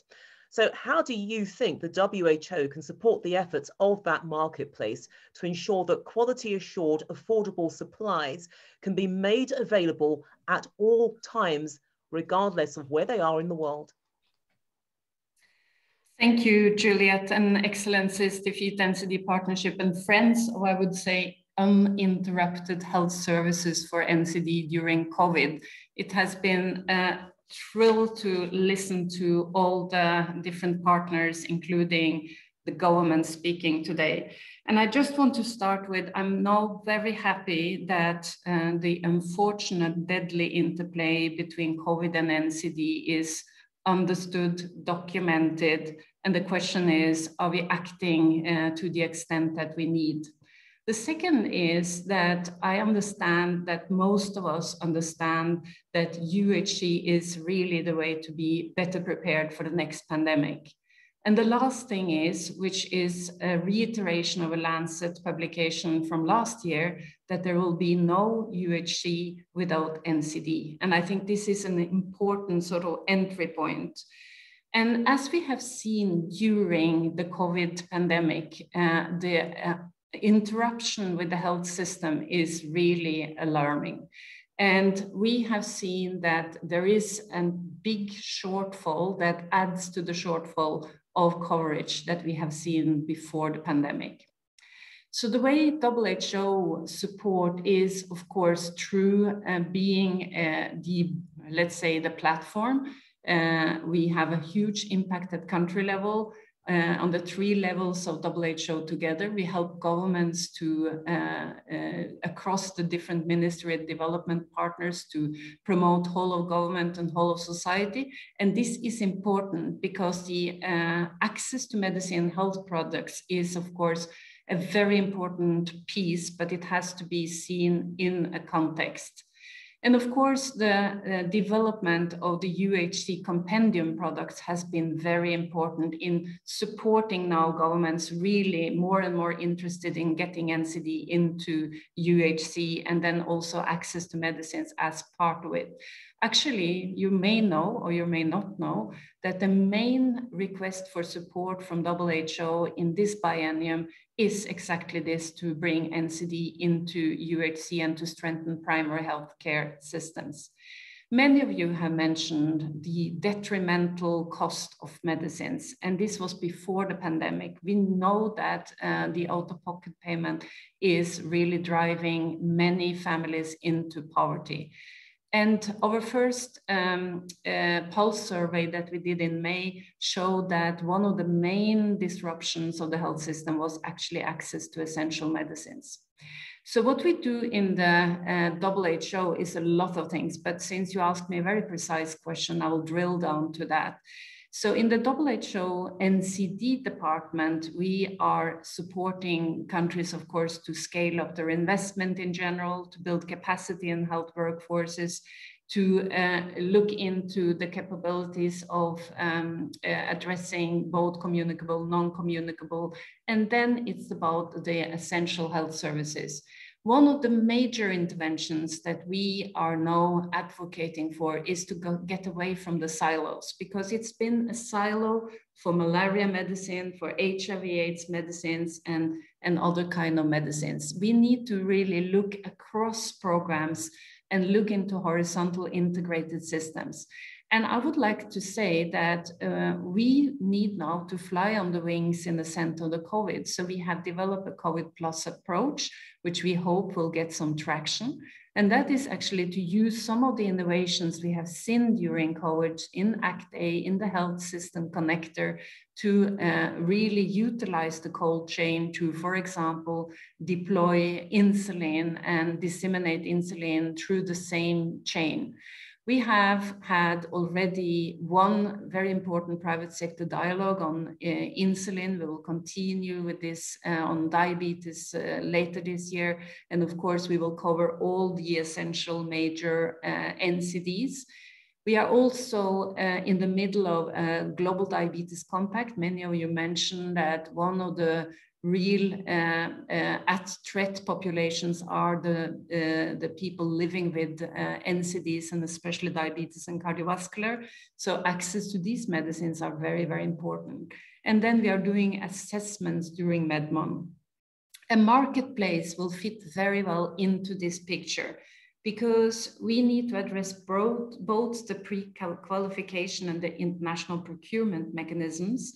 And at the same time, we also need to increase the competition of quality assured products in parallel to develop mechanisms to create a market for producers and pre-qualified products. So pooling demands, creating reliable payments and financial management is very, very important. So we look with a lot of interest and curiosity to what the Defeat NCD now is establishing. And I think it fits very well into the architecture that we need to now focus on. And just to add the last sentence, I mean, the last year is the first time we are really able to leverage on access to medicines and health products for NCD big time. So let's now use the innovation, the co-creation that we have seen during COVID, and also use this opportunity to include NCD to UHC, to get UHC coverage before 2030 or actually earlier, and use these kind of approaches to really build the preparedness needed for the next pandemic. Thank you very much. Thank you very much, Dr. Bente Nicholson. And before I actually hand things over to Mukul Bolo, who's the Chief Executive of the Defeat NCD Partnership, I want to put a very quick question to Dr. Feng Xiao, who's the Practice Manager, Strategy, Operations and Global Engagement at the World Bank. So Dr. Xiao, thank you so much for joining us. And the question I want to put to you is, the World Bank has supported the global response for COVID-19 and NCDs through health sector financing. So what are the current challenges that you see in meeting that UN Sustainable Development Goal 3? Thank you, Juliet. Very happy to be here to discuss this very important topic with such a distinguished group. Just very quickly to your question, the global health community are facing an unprecedented crisis. COVID-19 pandemic has affected people's lives and also people's livelihood. But at the same time, we see NCD is another, quote, quiet pandemic, unquote, which produce the highest global disease burden and become one of the top priorities and health challenges in many countries, as many distinguished health minister has mentioned. But it's also have a global reach, not only affect mid-income countries, high-income countries, but low-income countries also facing the similar challenge. It's also intertwined with aging, lifestyle, behavioral change, and risk factors. So it's really become another global issue. At the World Bank, we see respond to COVID and addressing NCD really have a common goal and common targets. I really like today's topic about this twin response, which really integrate COVID response and our effort to address NCD. The way we see it, there's a few priority areas we really need to pay attention collectively. One is to use innovative financing and incentives. We have seen evidence from tobacco taxation, from different innovative financial tools, which really can help change people's behavior because NCD is something really go beyond health sector.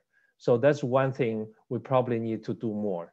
The second area is to integrate NCD services into the health service system, particularly into PHC, primary health care. This is an area we can do more. And the third one, as many ministers has mentioned, the early screening program is really critical on cancer, on cardiovascular diseases, on other NCD problems.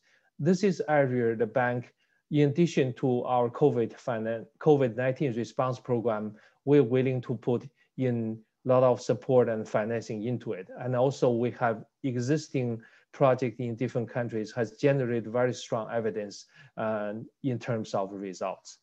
Last point is the bank now is taking on a so-called GREAT agenda, which is green, inclusive, resilient development. The resilient part, which health sector has a big role to play. To have a resilient health system is not only mean we can address COVID or future pandemic better, but also we should maintain the essential service system, which during crisis, we can continue to provide essential services to our population, to our citizens. So that's the common agenda I say we can jointly take on.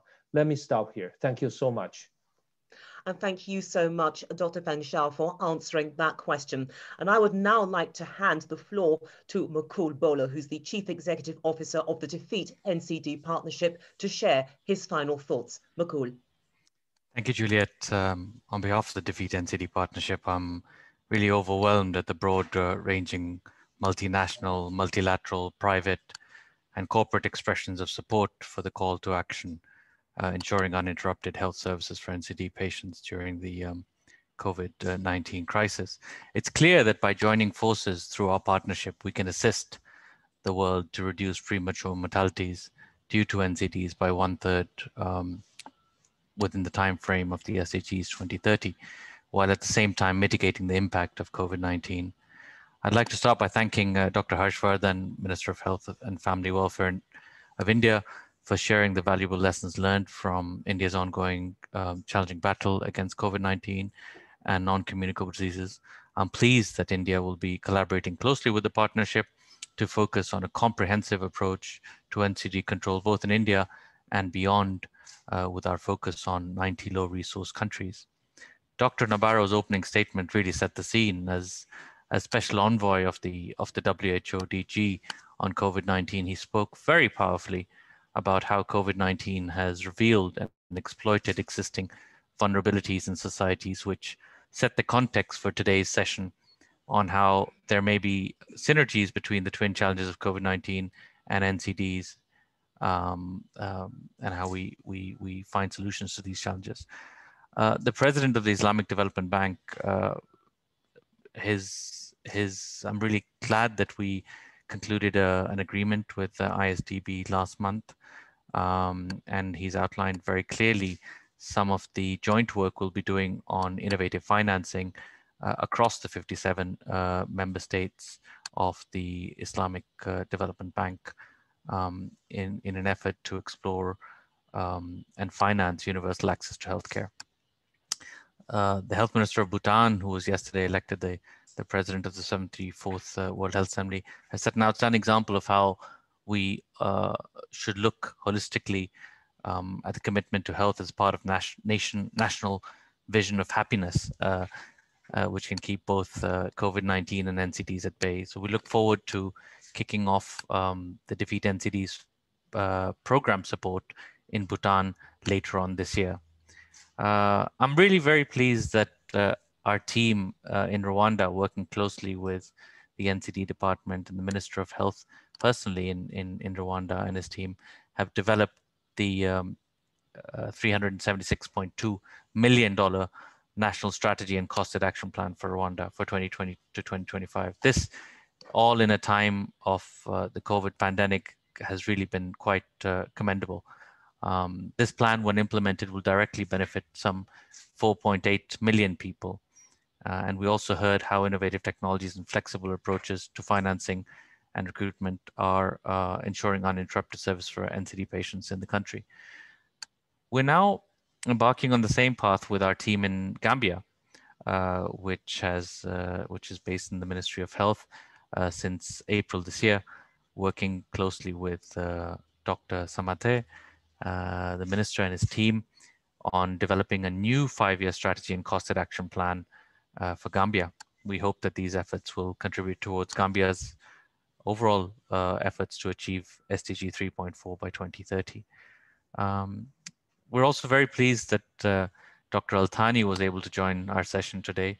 Qatar has been a consistent supporter of the partnership since its earliest days, and I recall visiting Qatar just before the pandemic and speaking to Dr. Al-Thani and other government officials about our plans at the time. There were still plans of supporting Rwanda and Myanmar at the time, and I'm really happy that today Rwanda has signed off on its costed action plan and strategy. And not only the document, but we're actually also supporting the country in mobilizing resources towards this plan. So it just doesn't remain a document, if you like.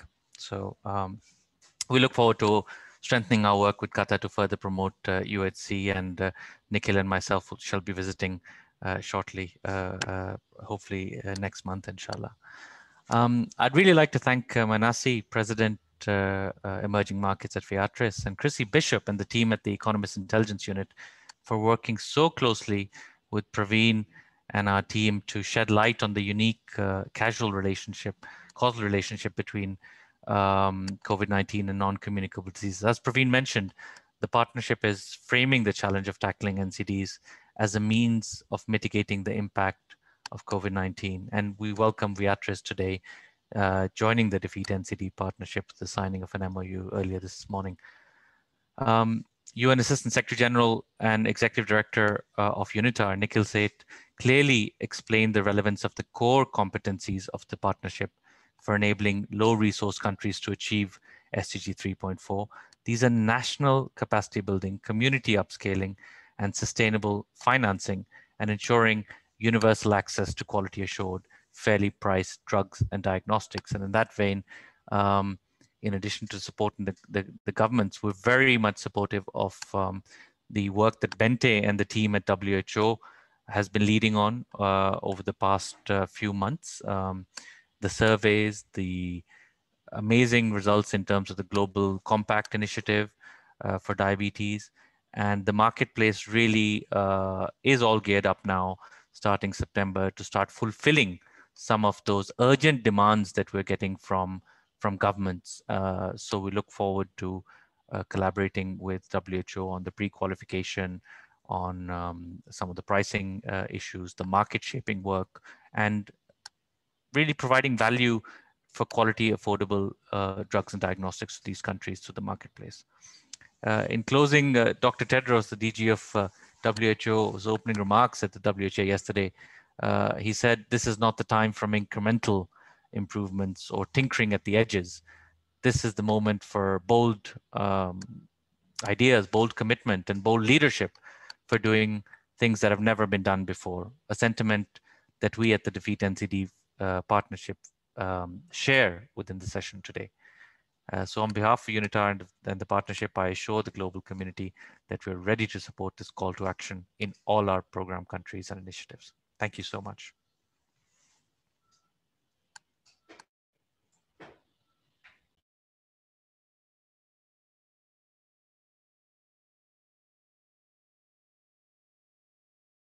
Over to you, Juliet.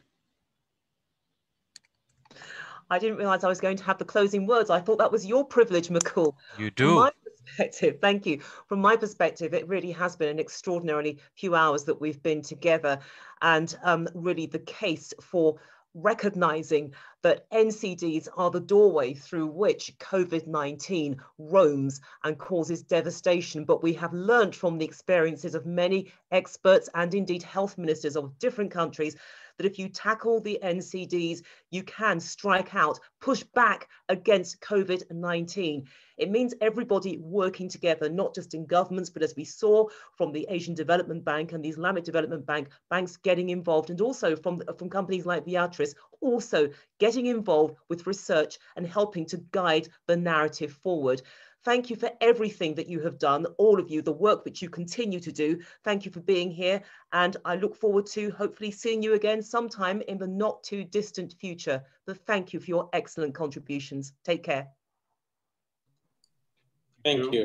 Thank you so much. Thank you. Bye-bye. Honor. Thank you. Thank you, Excellencies. Bye-bye. Thank you.